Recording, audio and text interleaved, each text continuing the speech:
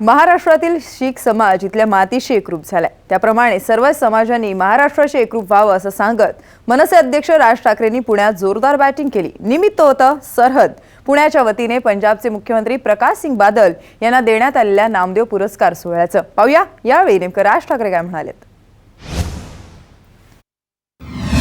आज काय छान योगायोग आहे। मी संजयला मला माहित नव्हतं की त्यांनी ठरवून केलं का काय केलं, परंतु पावसाळ्याच्या तोंडावर महाराष्ट्रात बादल येणं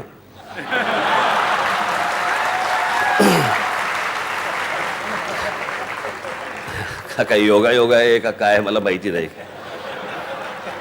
पण त्यांनी तरी महाराष्ट्रातला दुष्काळ नष्ट हो एवढी इच्छा। मी माझा एक तर्क बांधला। मला असं वाटलं की संत नामदेव हे तिथे गेले किंवा देशभर ते फिरले, भागवत धर्माचा प्रचार आणि प्रसार करत राहिले आणि या सगळ्या गोष्टींशी ते एक नातं जोडत आले। मग अशी संजयने सांगितलं त्याप्रमाणे धागा जुळला गेला आणि हे धागा जोडण्याचं काम माझ्या मनात आलं एक शिंपीच करू शकतो।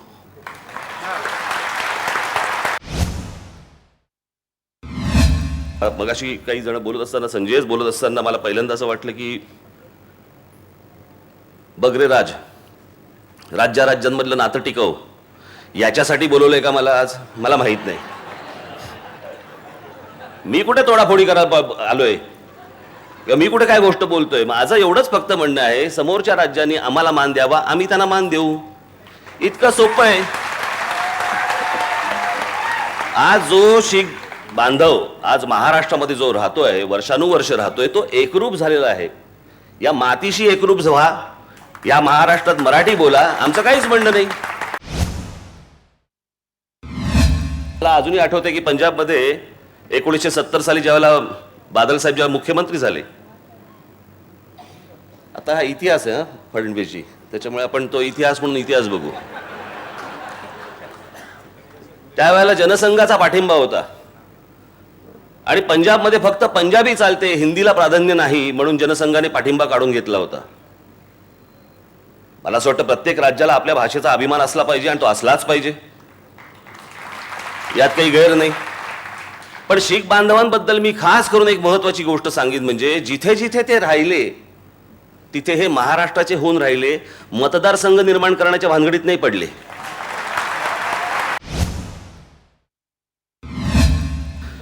आज बादल साहेबांना भेटूनही खूप आनंद झाला। आजपर्यंत फक्त ऐकत होतो, आजपर्यंत अनेक गोष्टी ऐकल्या होत्या, पण आज प्रत्यक्ष त्यांना भेटलो।